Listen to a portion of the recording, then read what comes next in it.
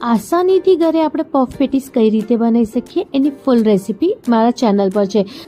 2 cup જેટલું ઘઉંનો લોટમાં મીઠું અને મોણ નાખીને આપણે એનો લોટ બાંધીને રેડી કરી દેવાનું। હવે 4 ચમચી જેટલું ઘી અને એટલું જ આપણે લોટ લઈને એની સ્લરી રેડી કરી દેવાની। હવે માવો રેડી કરવા માટે આપણે તેલમાં જીરું, આખા દાણા, લીલા મરચાં, આદુ, કાંદા, વટાણા અને બટેકા બાફેલા એડ કરીને અને બધા મસાલા પણ એમાં એડ કરવાના। લાલ મિર્ચ પાવડર, હલ્દી પાવડર, ધનિયા પાવડર અને ગરમ મસાલો। હવે થોડું પનીર નાખવાનું અને બધાને સરસ રીતે મિક્સ કરવાનું, એટલે રેડી છે આપણે માવો।